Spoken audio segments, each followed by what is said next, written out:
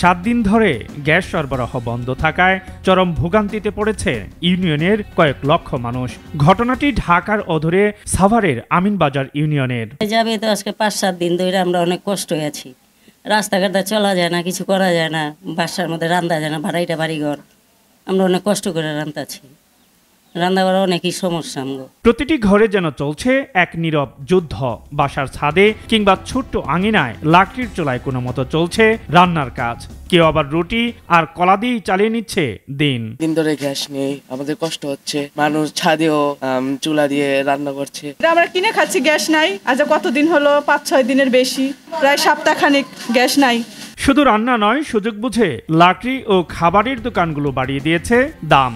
ক্ষুব্ধ এলাকাবাসী, তাদের চোখে মুখে এখন শুধু প্রশ্ন, এই দুর্ভোগের শেষ কোথায়? না, অনেক কষ্ট হইতাছে। এই যে বাচ্চা কাচ্চা নিয়ে রান্নাবাড়ি করা, খাওয়া অনেক কষ্ট হয়ে গেছে চুলে রান্না করা। আমরা চাই সবাই একত্র হয়ে নিজের মনে করে গ্যাসটা এখানে দ্রুত আনার সম্ভব করুন। রান্না বাড়া করতে আমাদের অনেক কষ্ট হয়, কারণ আমরা গার্মেন্টস চাকরি করি। সকালবেলা রান্না করার জন্য লাকড়ি করি, কিছুই পাওয়া যায় না। তো একবেলা খাইলে আরেকবেলা খাওয়া যায় না। রাস্তা থেকে রুটি মুটি কলা মলা এগুলা কিনা খাই। সংশ্লিষ্ট দপ্তরে যোগাযোগ ও সমস্যার সমাধানের চেষ্টা চালিয়ে যাচ্ছেন বলে জানিয়েছেন আমিনবাজার ইউনিয়নের ভারপ্রাপ্ত চেয়ারম্যান হাজী মোহাম্মদ রিয়াজউদ্দিন ফালান। সাবেক উপজেলার চেয়ারম্যান এবং 3 দিন আইনবাজার ইউনিয়ন পরিষদের চেয়ারম্যান আলহাজ কফলউদ্দিন সাহেব, উনি প্রতিনিয়ত 1 ঘন্টা আধা ঘন্টা পর পরই আমার কাছে খোঁজ খবর নেয়। আমাদের যে সাবেক এমপি ঢাকা 2 আসনের আলহাজ আমানুল্লাহ আমান ভাই, উনিও এটার জন্য খোঁজ খবর নেয়। সকালে বিকালে রাত্রে যতক্ষণ তুই কাজ চলে ততক্ষণই আমি থাকি। তিতাস কর্তৃপক্ষ যথেষ্ট পরিমাণে চেষ্টা করতেছে, কিন্তু করার পরও দেখা যায় যে আমরা বেকু যখন ইউজ করি, পানি এবং মাটির চাপে বালু ভরট হয়ে আবার জায়গা, তা আমরা 15 ফিট যাই, 18 ফিট যাই, আবার 14 ফিটে আইসা পড়ে, কিন্তু আমরা 20 ফিট পর্যন্ত যাইতে পারছি না। ওনাদের কাছে তিতাস কর্তৃপক্ষের কাছে আমি বললাম যে এটা ছিট পাইলিংয়ের ব্যবস্থা করেন।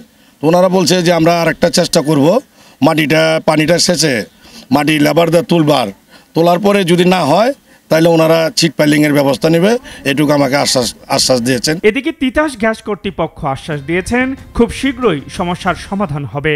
দিনরাত 24 ঘন্টায় কাজ করছি, আপনারা দেখছেন। এইখানে লাইনটা অত্যন্ত নিচে হয়, মাটির প্রায় অ্যারাউন্ডলি 20 ফুটের অধিক গভীরে হওয়ায় কাজে সময় লাগতেছে। আর বালি মাটি, আগে এদিকে নদী ছিল, খাল ছিল, তো বালি মাটি হওয়াতে আমরা যত গভীরে যাচ্ছি তত চারপাশ থেকে পানি এবং বালি এসে ভরে দিচ্ছে। প্রাথমিক মাথায় যেখানে আমরা কাটবো, এই জায়গাতে আসলে গজারি পাইলিং বা নর্মাল পাইলিং দিয়ে কাজ হচ্ছে না। আমরা ক্রমাগত চেষ্টা করতেছি, শেষ পর্যন্ত যদি এভাবেও কাজ না হয় আমরা ইনশাল্লাহ অতি দ্রুত শীট পাইলিং করে যাতে কাজটা সমাপ্ত করে দেওয়া যায় সেই ব্যবস্থা করছি। এই প্রতিশ্রুতি কবে বাস্তবায়িত হবে আর কবেই বা মিলবে দীর্ঘশ্বাসে হাঁপানো মানুষগুলোর স্বস্তির নিঃশ্বাস?